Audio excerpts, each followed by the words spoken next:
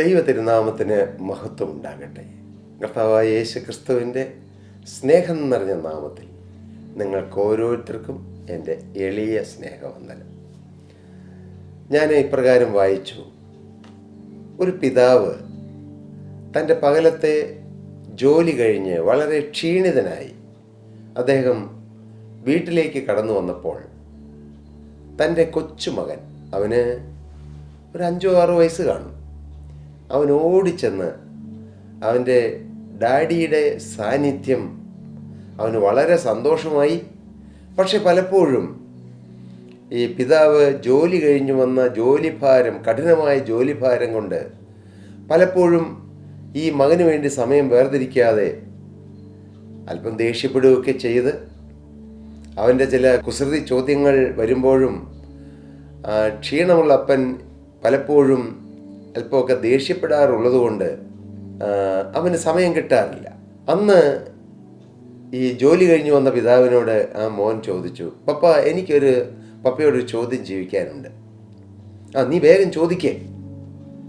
അപ്പൻ അല്പം ഗൗരവമായി തന്നെ ആ കുഞ്ഞിനോട് പറഞ്ഞു. അവൻ ചോദിച്ചു, പപ്പയ്ക്ക് 1 മണിക്കൂർ പണിതാൽ എത്ര രൂപ കിട്ടും? ആ പിതാവിനെ ഇച്ചിരി ദേഷ്യപ്പെടുത്തി കളഞ്ഞു. ഇപ്പോൾ ഞാൻ ഈ ക്ഷീണിച്ചു വരുമ്പോഴാണോ നിനക്ക് എൻ്റെ ശമ്പളം എന്നറിയേണ്ടത്? നീ കൊച്ചല്ലേ, നീ വല്ല കാര്യമൊക്കെ നോക്കുക എന്ന് പറഞ്ഞ് അപ്പൻ്റെ മുറിയിലേക്ക് പോയി. ഈ മോൻ അവൻ്റെ ആ കൊച്ചു റൂമിലേക്ക് പോയി. അവന് സങ്കടമായി. ഏതാനും സമയം കഴിഞ്ഞപ്പോൾ ഈ പിതാവിന് തന്നെ തോന്നി, ഞാൻ ആ മോനോട് അങ്ങനെ പറയണ്ടായിരുന്നു, ഞാനൊന്ന് ചെന്ന് കളയാം.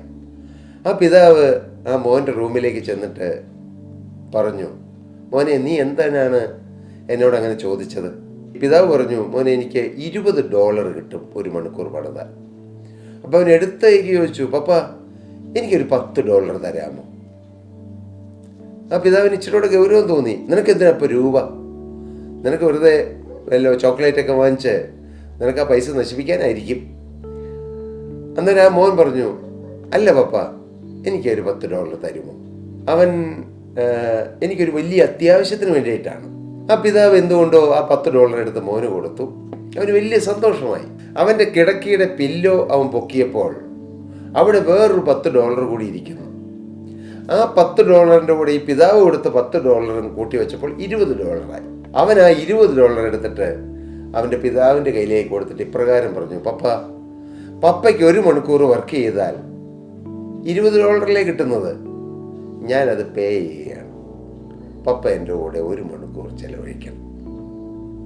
ആ കുഞ്ഞിൻ്റെ ആഗ്രഹം അവൻ്റെ അപ്പൻ്റെ പണമോ അപ്പൻ്റെ കെട്ടിടമോ അപ്പൻ്റെ വാഹനത്തിൻ്റെ മഹത്വമോ ഒന്നുമല്ല.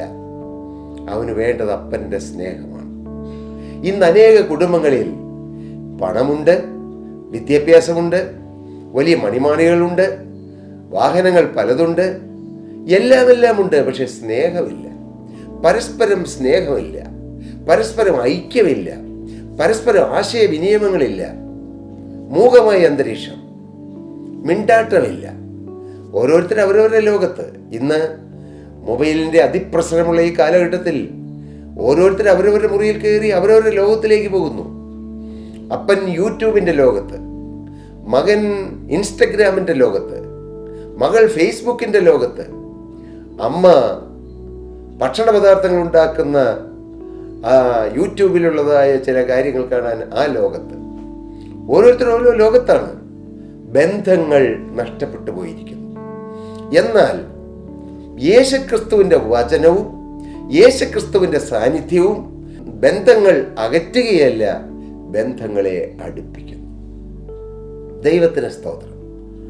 അടുപ്പം, സ്നേഹം, ദൈവനാമം മഹത്വപ്പെടട്ടെ. ഈ സ്നേഹബന്ധം നമ്മുടെ കുടുംബത്തിലുണ്ടോ? ഭാര്യയും ഭർത്താവും ഏറ്റവും സ്നേഹമായി നിൽക്കണം. ഒരകൽച്ച പോലും പാടില്ല. അവരവരുടെ ലോകത്ത് പോകരുത്. പരസ്പരം കുറ്റപ്പെടുത്തരുത്, പരസ്പരം വെല്ലുവിളിക്കരുത്. കുടുംബത്തിലൊരു പ്രശ്നം വരുമ്പോൾ ഭർത്താവ് പറയുന്നു, നിന്റെ ഒറ്റ കാരണം കൊണ്ടാ പറയരുത്. ഭാര്യ പറയുന്നു, ഭർത്താവിൻ്റെ കുഴപ്പം കൊണ്ടാണ് ഈ കെടുതി വന്നത്, പറയരുത്. എല്ലാം ഒന്നിച്ചു വഹിക്കുക, ഒന്നിച്ച് സന്തോഷിക്കുക, ഒന്നിച്ച് സന്തോഷം പങ്കിടുക, ഒന്നിച്ച് ദുഃഖങ്ങൾ പങ്കിടുക, ഒന്നിച്ച് ആവലാതികൾ പങ്കിടുക.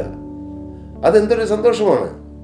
നിങ്ങൾ ചിന്തിക്കൂ, ഒരു മനുഷ്യൻ ഒരു 100 കിലോയുള്ളതായ ഒരു ഭാരം ഭയങ്കര പ്രയാസത്തോടെ ചുമന്നുകൊണ്ട് പോകുന്നു. സ്നേഹവനായ മറ്റൊരാള് ആ 100 കിലോയിൽ നിന്ന് പകുതി അദ്ദേഹം ഏറ്റുവാങ്ങിയാൽ എന്തൊരു ആശ്വാസമായിരിക്കും. പിന്നെ 50 കിലോയേ ഉള്ളൂ, പകുതി കുറഞ്ഞു. ഇനി ഒന്നുകൂടി ചിന്തിക്ക്, വേറെ 2 പേരും കൂടി വന്നു. ഇവർ 2 പേരുടെയും കൂടെ ഉണ്ടായിരുന്ന 50-ൽ നിന്ന് പകുതി എടുത്തു, പിന്നെ 25ആയി. ഇങ്ങനെയാണ് കുടുംബം. ഇതാണ് കുടുംബം സ്വർഗമാക്കാനുള്ള വഴി. പരസ്പരം ഭാരങ്ങൾ വഹിക്കുക, പരസ്പരം സ്നേഹിക്കുക, മറ്റുള്ളവരുടെ ദുഃഖം നമ്മുടെ ദുഃഖമാക്കി ഏറ്റെടുക്കുക. ഇത് കുടുംബജീവിതത്തിൽ തുടങ്ങി, ഇത് സഭകളിലേക്ക് പടർന്ന്, ഇത് സമൂഹത്തിൽ സ്പ്രെഡായി, ഇങ്ങനെ ലോകം മുഴുവൻ ഇത് നടന്നാൽ പിന്നെ എന്തിന് യുദ്ധം? പിന്നെ എന്തിന് യുദ്ധങ്ങൾ? പിന്നെ എന്തിന് വെല്ലുവിളികൾ? പിന്നെ എന്തിന് കോടാനുകോടി ചെലവഴിച്ച് ഈ യുദ്ധസന്നാഹങ്ങൾക്ക് വേണ്ടി രാജ്യങ്ങൾ ഒരുങ്ങുന്നു? എല്ലാം മാറും. എൻ്റെ പ്രിയപ്പെട്ടവരെ, ഇതൊരു പക്ഷേ ഒരു ഭാവന പോലെ നിങ്ങൾക്ക് തോന്നാം. ഭാവന അത് യാഥാർത്ഥ്യമാക്കി തീർക്കാൻ നമുക്ക് കഴിയും. ഒരാൾക്ക് കഴിയും, അത്രയും കഴിയും. It is better to light a candle than to curse the darkness. ഇരുട്ടിനെ ശപിച്ചിട്ട് കാര്യമില്ല. ഇസ്രായേലിനെയോ അല്ലെങ്കിൽ റഷ്യയെയോ അമേരിക്കയെയോ ഉക്രൈനെയോ അങ്ങനെ വിവിധ രാജ്യങ്ങളെ കുറ്റപ്പെടുത്തിയോ ഭരണാധികാരികളെ കുറ്റപ്പെടുത്തി പറഞ്ഞിട്ടോ കാര്യമില്ല. മകനെ, നിനക്കൊരു വെളിച്ചമായി നിൽക്കാമോ? ഒരു കൈത്തിരിയായി നിൽക്കാമോ? ഒരു വെളിച്ചമായി മകനെ നിന്റെ ഭവനത്തിൽ നിനക്ക് നിൽക്കാമോ? പ്രിയ സഹോദരി, നിന്റെ ഭവനത്തിൽ നിനക്കൊരു വെളിച്ചം പകരുന്നവളായി നിൽക്കാമോ? അങ്ങനെയെങ്കിൽ കർത്താവ് നിങ്ങളുടെ ഭവനത്തിന്റെ ഇരുട്ട് മാറ്റും. ദൈവനാമം മഹത്വപ്പെടട്ടെ. ഗന്നേസരത്ത് തടാകത്തിന്റെ കരയിൽ യേശു നിൽക്കുകയായിരുന്നു. ഈ പ്രകാശമാകുന്ന ക്രിസ്തു അവിടെ നിന്നപ്പോൾ ആ പ്രകാശത്തിലേക്ക് അനേകായിരങ്ങൾ വന്നുകൂടി. നമുക്കറിയാം, ഒരു തുറസായ സ്ഥലത്ത് ഒരു വെളിച്ചം കൊണ്ടുവച്ചാൽ ഈയാമ്പാറ്റകളും പ്രാണികളും ആ വെളിച്ചത്തിലേക്ക് വരുന്നത് പോലെ, ആ വെളിച്ചത്താൽ ആകർഷിക്കപ്പെട്ട് വരുന്നത് പോലെ ക്രിസ്തു വന്നാൽ അവിടെ ജനങ്ങൾ ആകർഷിക്കപ്പെടും. ഇതുപോലെ തന്നെയാണ് അന്ന് നൂറ്റാണ്ടുകൾക്ക് മുമ്പ് യേശുക്രിസ്തു ഗന്നേസരത്ത് തടാകത്തിന്റെ അരികിൽ വന്നപ്പോൾ ജനം ആകർഷിക്കപ്പെട്ടതുപോലെ തന്നെ നാം ഈ തലമുറയിൽ ക്രിസ്തു ഉള്ളവരായി നിന്നാൽ, യേശുവിന്റെ ഭാവത്തോടെ നിന്നാൽ, യേശുവിന്റെ സ്നേഹത്തോടെ നിന്നാൽ, യേശുവിന്റെ വിശുദ്ധിയോടെ നിന്നാൽ അനേകരാകർഷിക്കപ്പെടും. അതിന് വലിയ കഠിനാധ്വാനമൊന്നും ചെയ്യണ്ട. ജനത്തെ കൺവിൻസ് ചെയ്യാനൊന്നും പോകണ്ട. ജനത്തെ സോപ്പിടാനൊന്നും പോകണ്ട. ജനത്തെ എങ്ങനെയെങ്കിലും വിളിച്ചു കൂട്ടാൻ വേണ്ടി കഠിനാധ്വാനമൊന്നും ചെയ്യണ്ട. യേശു ആരെയും വിളിച്ചില്ല, യേശു ആരെയും നിർബന്ധിച്ചില്ല. യേശു വന്നു എന്നുള്ള ശ്രുതി കേട്ടപ്പോൾ തന്നെ ജനങ്ങൾ അങ്ങോട്ട് ആകർഷിക്കപ്പെട്ടവരായി വന്നു. ലൂക്കോസിന്റെ സുവിശേഷം 5-ാം അധ്യായം 1-ാമത്തെ വാക്യം അതാണ് കാണുന്നത്. യേശു ഗന്നേസരത്ത് തടാകത്തിന്റെ കരയിൽ നിൽക്കുമ്പോൾ പുരുഷാരം ദൈവവചനം കേൾക്കേണ്ടതിന് യേശുവിനെ തെക്കിക്കൊണ്ടിരുന്നു. അതെ പ്രിയപ്പെട്ടവരെ, ഞാൻ കൂട്ടായ്മകൾ നടത്തുന്ന, ചർച്ചകൾ നടത്തുന്ന കർത്താവിന്റെ വേലക്കാരോടും അഭിഷിക്തരോടും പറയട്ടെ, നമ്മുടെ ചർച്ച വലുതാക്കാൻ, നമ്മുടെ കൂട്ടായ്മ വലുതാക്കാൻ നാം ഒത്തിരി വ്യഗ്രതപ്പെടേണ്ട. ഒന്നു മതി, യേശുവിന്റെ ഭാവത്തോടെ നിന്നാൽ മതി. അതുകൊണ്ട് പോസ്റ്റർ അടിക്കേണ്ടെന്നോ, അതുകൊണ്ട് ഡിജിറ്റൽ പോസ്റ്ററുകൾ വേണ്ടെന്നോ അല്ല ഞാൻ പറഞ്ഞത്. അത് മറ്റുള്ളവരെ അറിയിക്കാൻ, പ്രിയപ്പെട്ടവരെ. അല്ലാതെ പാപമുള്ളവരെ വീണ്ടും വീണ്ടും അവരുടെ പാപത്തിന് ഓഹരിക്കാരായിക്കൊണ്ട് സാരമില്ല എന്നും പറഞ്ഞ് അവരെ പൊസിഷൻ കൊടുത്ത്, അല്ലെ പണമുള്ള ആളുകൾ അവരുടെ ജീവിതത്തിൽ പ്രകടമായ പാപങ്ങളും തിന്മകളും ഉണ്ട്, എന്തെങ്കിലും ഒന്ന് പറഞ്ഞാൽ അവർ സഭ വിട്ടു പോകുമോ?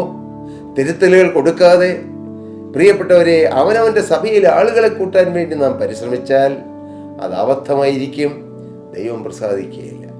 നാം ക്രിസ്തുവിന്റെ ഭാവമുള്ളവരായി നിൽക്കുക. കർത്താവിന് സ്തോത്രം. അങ്ങനെയെങ്കിൽ അനേകർ വന്നുകൊള്ളും. എൻ്റെ പ്രിയരെ, സഭ കർത്താവിൻ്റെതല്ലേ? കൂട്ടായ്മകൾ കർത്താവിൻ്റെ അല്ലേ? നമ്മൾ കർത്താവിൻ്റെ അല്ലേ? ജനം കർത്താവിൻ്റെ അല്ലേ? പിന്നെ നാം എന്തിനു വെപ്രാളം പിടിക്കണം? കർത്താവ് പറഞ്ഞു, ഞാൻ എൻ്റെ സഭയെ പണിയും, പാതാള ഗോപുരങ്ങൾ അതിനെ ജയിക്കുകയില്ല. പ്രിയ ദൈവദാസനെ, ദൈവദാസിയെ, സഭ അങ്ങയുടേതാണെങ്കിൽ കർത്താവിനവിടെ സ്ഥാനമില്ല. പലരും പറയും എൻ്റെ സഭ, അഭിമാനത്തോട് പറയും എൻ്റെ സഭ. പ്രിയ, അങ്ങനെയാകുമ്പോൾ കർത്താവ് പറയും നിന്റെ സഭ നീ തന്നെ പണിതോ. എന്നാൽ കർത്താവിന് വിട്ടുകൊടുത്താൽ ഇത് എൻ്റെ അല്ല, കർത്താവിൻ്റെയാണ്. അങ്ങനെ പറഞ്ഞാൽ അങ്ങനെയുള്ള സ്ഥലങ്ങളിൽ കർത്താവ് പറയും ഇത് എൻ്റെ സഭയാണ്, ഞാൻ എൻ്റെ സഭയെ പണിയും. പാതാള ഗോപുരങ്ങൾ അതിനെ ജയിക്കുകയില്ല. നമ്മുടെ കാഴ്ചപ്പാടുകൾ മാറണം, കാഴ്ചപ്പാടുകൾ വിശാലമാകണം. അങ്ങനെ വന്നാൽ നമുക്ക് എല്ലാ സഭകളോടും സ്നേഹം, എല്ലാ കൂട്ടായ്മകളോടും സ്നേഹം. കർത്താവേ, ആ കൂട്ടായ്മയും വളരട്ടെ, ആ സഭയും വളരട്ടെ, അങ്ങനെ ലോകം മുഴുവൻ വളരട്ടെ. അങ്ങനെ യേശുവിനെ എല്ലാവരും കണ്ടെത്തട്ടെ, യേശുവിൻ്റെ സ്നേഹം എല്ലാവരെയും കീഴടക്കട്ടെ, എല്ലാവരും ക്രിസ്തുവിൻ്റെ പാദത്തിൽ ഒന്നായിത്തീരട്ടെ. കർത്താവിന് സ്തോത്രം. കർത്താവ് ഞങ്ങൾക്ക് തന്നൊരു ചിന്താഗതി അതാണ്. ഈ ഭൂമിയിൽ യേശുവിൻ്റെ രക്തത്താൽ വീണ്ടെടുക്കപ്പെട്ട ദൈവമക്കൾ ഒരപ്പൻ്റെ മക്കളായി ഒരു മനമായി കഴിയുന്നു, ഒരു ലക്ഷ്യമായി ജീവിക്കുന്നു. കടന്നു ചെല്ലുമ്പോൾ നിത്യതയിൽ സ്വർഗത്തിൽ യേശുവിനെ ആരാധിച്ചുകൊണ്ട് നാം ഒരുമിച്ച് കഴിയുന്നു. നിത്യയുഗായവും കഴിയേണ്ടവരാണ്. അതുകൊണ്ട് നമ്മുടെ ചിന്താഗതികൾ മാറ്റുക. ഞാൻ പറഞ്ഞത്, യേശുവിൻ്റെ സന്നിധിയിൽ സമയം ചെലവഴിക്കുക, കുടുംബാംഗങ്ങളുമായി സമയം ചെലവഴിക്കുക. കുടുംബത്തിൽ അപ്പനും മക്കളും കൊച്ചുമക്കളും, അല്ലെങ്കിൽ മകൻ കെട്ടിക്കൊണ്ടുവന്ന മകളും മകളിലെ വിവാഹം കഴിച്ച മകനും എല്ലാം ചേർന്ന് ആ കുടുംബങ്ങളുമായി ചേർന്ന് ഒരു മനമായി കഴിയുക. 30 വർഷം കഴിഞ്ഞു ഞങ്ങളുടെ വിവാഹം കഴിഞ്ഞിട്ട്. ഞാനും എൻ്റെ ഭാര്യയും എൻ്റെ ഭാര്യയുടെ കുടുംബവുമായി ഒരു മനമായി കഴിയുന്നു. ഞങ്ങളുടെ മോൻ വിവാഹം കഴിഞ്ഞിട്ട് 4 വർഷമാകാറായി. ആ കുടുംബവും ഞങ്ങൾ ഒരു മനമായി കഴിയുന്നു. എന്തൊരു സ്നേഹം, എന്തൊരു അടുപ്പം! ഇതല്ലേ യഥാർത്ഥ ക്രിസ്തീയ ജീവിതം? ദൈവത്തിന് തത്വങ്ങളിൽ തീരരുത് നമ്മുടെ ക്രിസ്തീയ ജീവിതം, പ്രസംഗത്തിൻ്റെ വാക്കുകളിൽ തീരരുത് നമ്മുടെ ജീവിതം. നമ്മുടെ ജീവിതം ജീവിച്ച് കാണിക്കണം. നമ്മുടെ ജീവിതം അനുഭവിക്കാനുള്ളതാണ്, ജീവിക്കാനുള്ളതാണ്. എൻ്റെ പ്രിയരെ, യേശു നിങ്ങളെ സ്നേഹിക്കുന്നു. നിങ്ങളുടെ എല്ലാം ജീവിതത്തിൽ വലിയ മാറ്റങ്ങൾ വരണം. ഇന്ന് തീച്ചൂളയിലൂടെ മനുഷ്യൻ കടന്നു പോകുന്നു. അനേകം സങ്കട വിഷയങ്ങൾ, ഭാരവിഷയങ്ങൾ. എന്നാൽ അതിൻ്റെ മധ്യത്തിൽ നിങ്ങൾ യേശുവിനെ രക്ഷിതാവും കർത്താവുമായി സ്വീകരിച്ച് യേശുവിൻ്റെ വചനപ്രകാരം ജീവിക്കാൻ തീരുമാനിച്ചാൽ, സഭയല്ല, സഭാപരിപാടികളല്ല, അതിലുപരിയായി ക്രിസ്തുവിൻ്റെ സ്നേഹം ഓരോരുത്തരെയും കീഴടക്കിയാൽ കർത്താവ് എല്ലാവരെയും അനുഗ്രഹിക്കും. എല്ലാവർക്കും സൗഭാഗ്യമുള്ള ജീവിതം കിട്ടും. ഈ ഭൂമിയിൽ സ്വർഗതുല്യമായൊരു ജീവിതം നയിച്ച് സമാധാനത്തോടെ നമുക്ക് ജീവിക്കാൻ കർത്താവ് ഇടയാക്കും.